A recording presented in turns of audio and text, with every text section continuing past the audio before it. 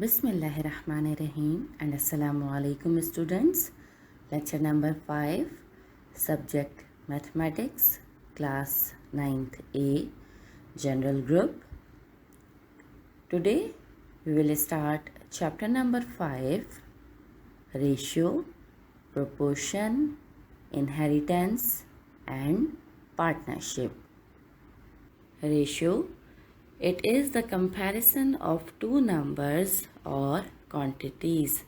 Means अगर हमारे पास कोई भी दो नंबर्स हों या कोई भी दो क्वांटिटीज़ हों और हम उनका कंपैरिजन करें तो that is called the ratio.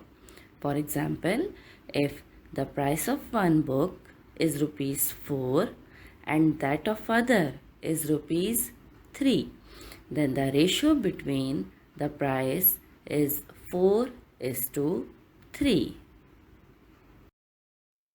In the ratio 4:3, the first term is called antecedent and the second term is called consequent. Exercise number 5.1, find the ratio between the quantities, and question number 1 is 35 books and 42 books. In order to find the required ratio, I am writing required ratio is equals to 35 books is to 42 books.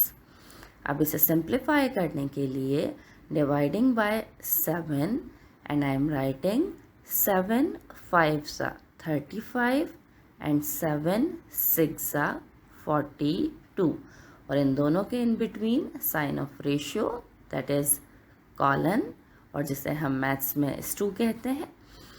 Now मुझे ये बताइए कि 5 and 6 can we further simplify these two numbers? No, we can not further simplify. Therefore we get 5:6 and this is the required ratio. Exercise number 5.1 and question number 3 is 3.5 meters and 5 meters. और question क्या है? To find the ratio between these two quantities. Now a required ratio is equals to 3.5 meters is to 5 meters. सबसे पहले इसे simplify करने के लिए 3.5 का डेसिमल रिमूव करेंगे और डेसिमल को रिमूव करने के लिए डेसिमल की जगह हम लिखते हैं 1 और उसके बाद जितने भी डिजिट्स होते हैं उनकी जगह हम प्लेस कर देते हैं 0. तो यहाँ डेसिमल के बाद सिर्फ एक 1 डिजिट है 5, तो उसके नीचे हम लिख देते हैं 0 एंड इट बिकम्स 35/10.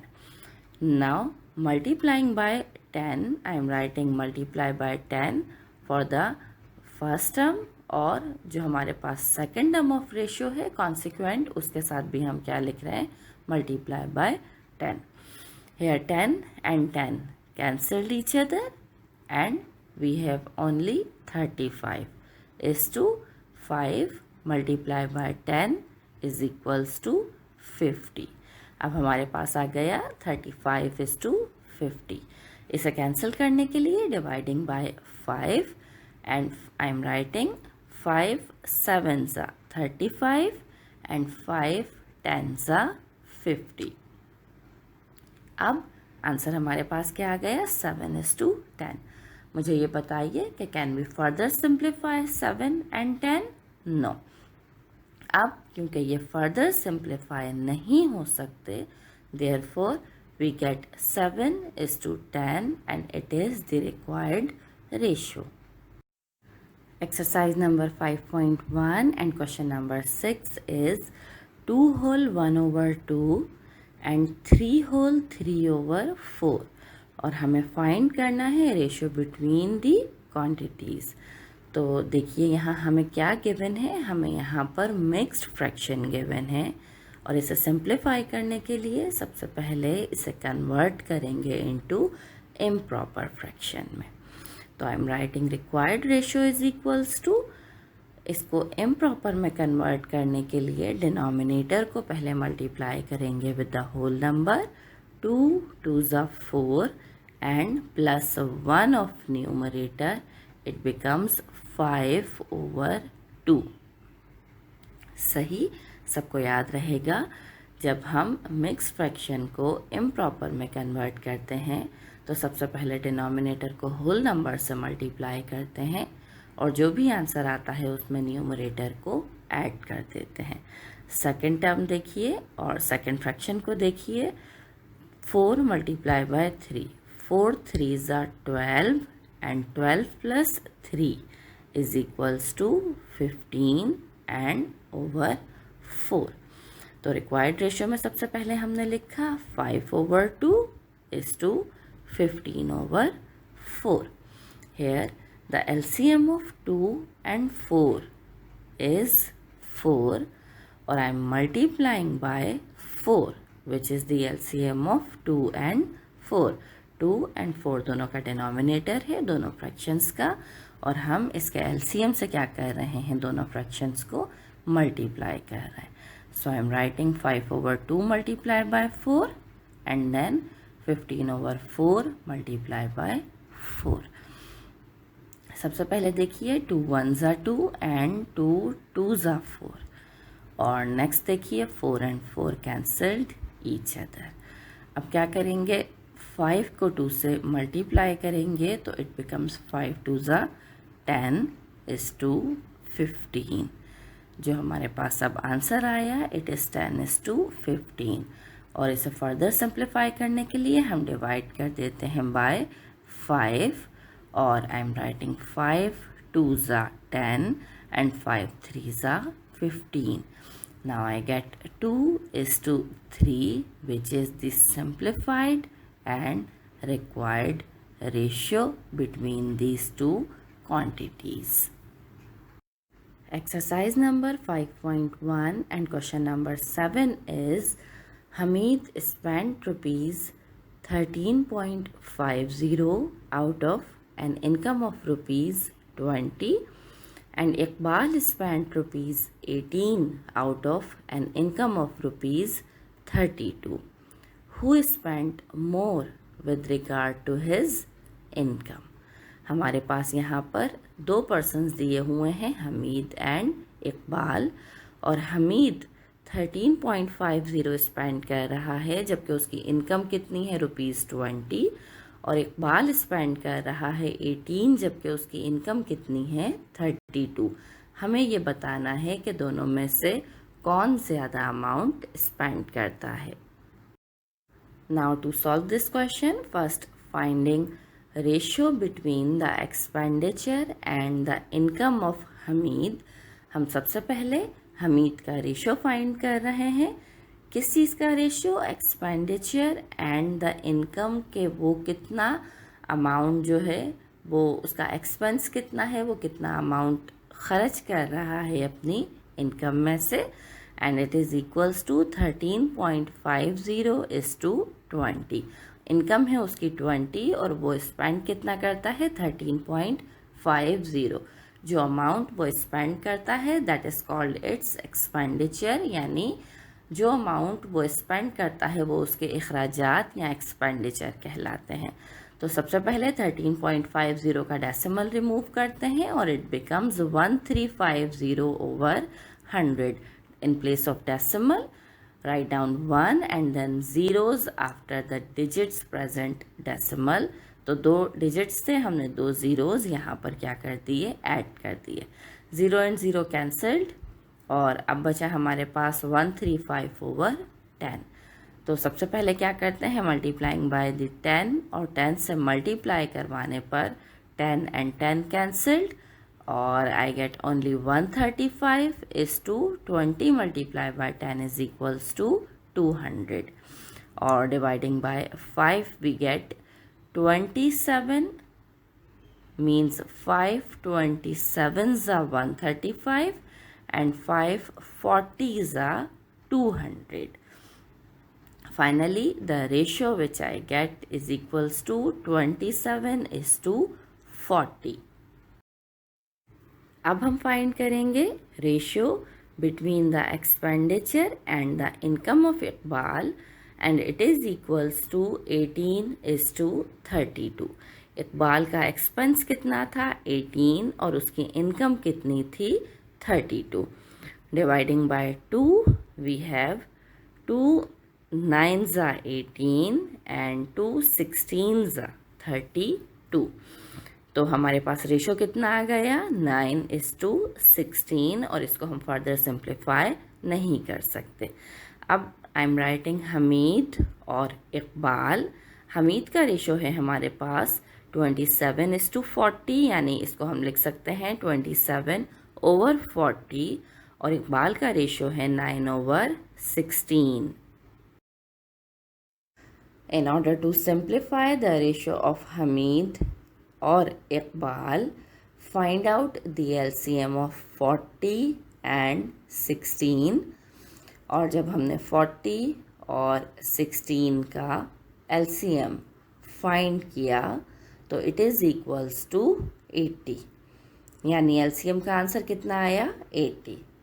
तो हमने दोनों रेशोज़ को क्या किया मल्टीप्लाई किया विद द LCM और आई am writing 27/40 multiply by 80 and 9/16 multiply by 80. Cancellation करेंगे 40 2s are 80 and 16 5s are 80. Multiply करते हैं 27/2 इज इक्वल्स टू 54 और 9 5s are 45. अब जब हमने इन दोनों रेशोज़ को सिंप्लीफाई किया तो हमारे पास हमीद का आंसर आया 54 एंड इकबाल का आंसर आया 45. Tell me which number is greater. Here 54 is greater than 45 और 54 किसका था आंसर हमीद का. Hence Hameed spend more with regard to his income. Same exercise and question number 10 is a bus covered a distance of 90 kilometer in 3 hours and a train covered a distance of 124 kilometer in 4 hours.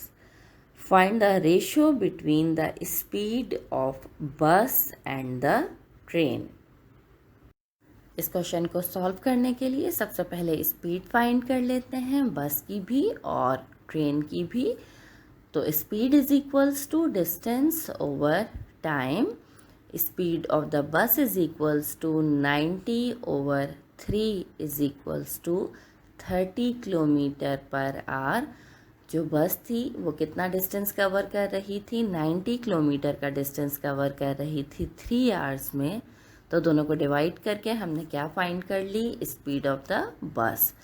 Same speed of the train is equals to 124/4 and it is equals to 31 kilometre per our. Train 124 kilometre का distance cover कर रही थी 4 our में. तो दोनों को divide करके हमने क्या कर ली स्पीड फाइंड कर ली ट्रेन की. Now the ratio between the speed of the बस and train is 30:31 and this is your answer. When two ratios are equal, they are called in proportion. For example, 3:6 is equals to 1:2. देखिए यहाँ पर दो ratio 3:6 and 1:2 दोनों equal हैं तो they are called in proportion. और proportion is normally determined by 4 terms given in a specific order. In 4 terms में first term and fourth terms are called extremes value of a proportion or second term and third term are called means or mean values of a proportion. Now we have direct proportion. The term direct proportion means that two or more quantities increase or decrease in the same ratio. किस तरह से? Let's suppose we need to buy some chairs और chairs की quantity को increase करने से उनके price भी क्या हो जाएंगे इंक्रीज हो जाएंगे. look, we have increased one quantity और second quantity खुद ब खुद क्या हो गई, increase हो गई, यानी दोनों quantities same ratio से क्या हुई, increase हुई. Such type of relation is called direct proportion. Exercise number 5.2 and question number 1 is find the value of square in the following proportion. Part 1 is square is to 6 whole 2 over 5, proportion 5 is to 8. सबसे पहले suppose कर लेते हैं कि this square is equals to x. अब जहाँ भी ये स्क्वायर का साइन होगा उसकी जगह हम यूज़ करेंगे symbol x. I am writing x is to 32 over 5, प्रोपोर्शन 5 इज़ टू 8. ये 32 over 5 कहाँ से आया? I have converted 6 whole 2 over 5 into improper fraction और ये किसके इक्वल हो गया? 32 over 5 के equal. Now separate extremes and means here. First and fourth term यानी x and 8 are in extremes and 32 over 5 and 5 are in means. Since product of extreme is equals to product of mean, therefore x multiplied by 8 is equals to 32 over 5 multiplied by 5. यानी हमने extremes को भी multiply करवा दिया और means को भी multiply करवा दिया और इन दोनों की प्रोडक्ट को क्या करवा दिया? इक्वेट करवा दिया. Now when x multiplied by 8 it is equals to 8x and it is equals to, look, 5 and 5 will be cancelled and we have only 32, means I have 8x is equals to 32. Now this 8 is in multiplication with x और जब ये shift होगा towards right तो it will be converted into division. यानी अब ये क्या बन जाएगा? ये बन जाएगा 32 का डिवाइज़र. पहले ये x से क्या हो रहा था? मल्टीप्लाई हो रहा था और जब हम इसे राइट साइड पर शिफ्ट करेंगे तो it becomes divisor of 32. Now cancel 8 4 32 and simply the value of x is equals to 4 and this is the required answer. Exercise number 5.2 and question number 2 is 15 spoons of sugar are required for 6 eggs cake. How many spoons of sugar will be required for 8 eggs cake? Simply अगर हम 6 eggs का cake बनाते हैं तो उसमें हमें कितने spoons of sugar add करने पड़ते हैं? 15 स्पून्स ऑफ शुगर.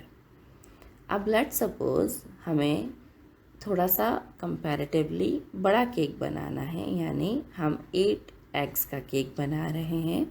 तो question is how many spoons of sugar will be required. हमें ये बताना है कि 8 एग्स केक में हमें कितने स्पून्स ऑफ शुगर ऐड करने पड़ेंगे. In this question we have two quantities, spoons of sugar and eggs. Now 15 spoons of sugar are required for 6 eggs cake and in question it is given how many spoons of sugar are required. तो हम suppose कर लेते हैं कि x spoons of sugar are required for 8 eggs cake. अब मुझे ये बताइए कि एग्स की क्वांटिटी क्या हो रही है? इंक्रीज़ हो रही है. तो एग्स की क्वांटिटी इंक्रीज़ होने की वजह से हमें क्वांटिटी ऑफ शुगर को भी क्या करना पड़ेगा? इंक्रीज करना पड़ेगा. That means the two quantities are direct proportion. क्योंकि देखो एक क्वांटिटी को इंक्रीज करने से दूसरी क्वांटिटी भी क्या हो गई, इंक्रीज हो गई. So I am writing x is to 15 proportion 8 is to 6. अब आपको पता है कि मैंने ये प्रोपोर्शन कैसे लिखा, देखते हैं. सबसे पहले स्पून्स ऑफ शुगर को देखते हैं. मैंने यहाँ पर एक अपवर्ड एरो शो किया है that represent increase in the quantity of sugar. तो इस एरो के बॉटम से टॉप पर लिखा मैंने किस तरह से, x is to 15. x कहाँ है, इस एरो के बॉटम के पास, और 15 कहाँ है, एरो के टॉप के पास. तो मैंने किस तरह से लिखा, from the bottom to the top of the arrow, x is to 15.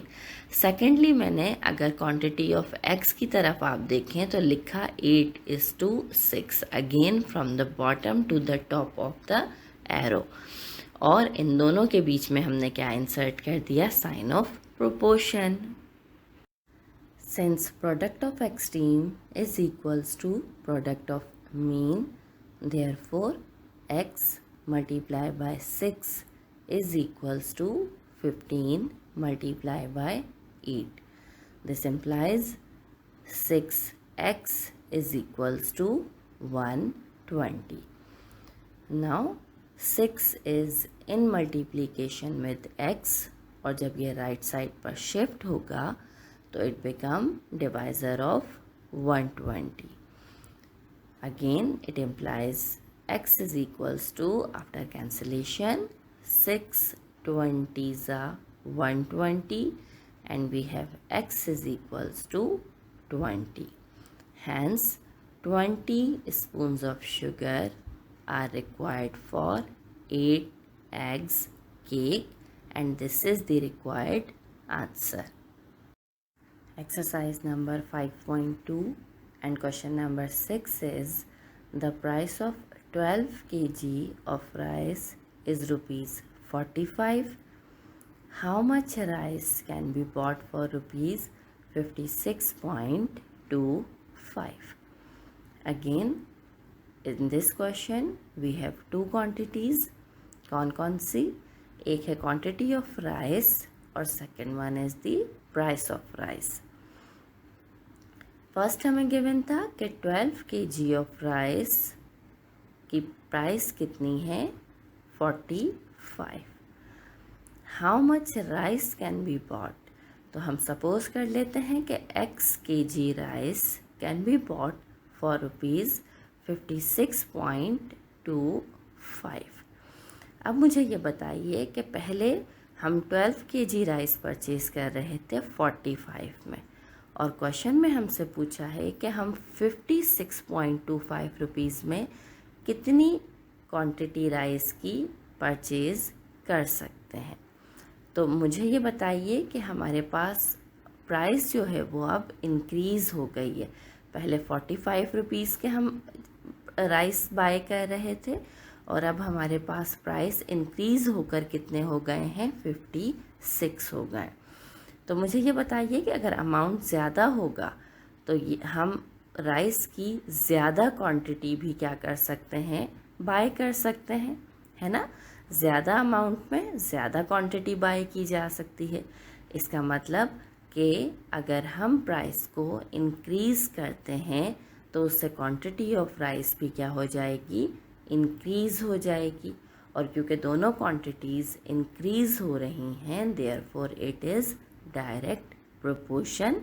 और लिखेंगे किस तरह से, from the bottom to the top of the arrow I am writing x is to 12 proportion with 56.25 is to 45. Since product of extreme is equals to product of mean, therefore x multiplied by 45 is equals to 12 multiplied by 56.25. Now it is equals to 45x equals to 12 multiplied by 56.25 equals to 675. Since you are in class 9, you can use simple calculator for multiplication. And next step, 45 is in multiplication with x, and when it moves to right, it becomes divisor of 675. I am writing x is equals to 675 over 45. And when you divide 675 by 45, it gives you answer 15. Implies x is equals to 15, and hence 15 kg rice can be bought for rupees 56.25, and this is your required answer. Your home assignment from exercise number 5.1, you will have to do question number 8 and 9, and from exercise number 5.2, question number 3, 4, 5, 7 and question number 8. Now review of today's lecture. Today we have done ratio, proportion, direct proportion and exercise number 5.1 and 5.2.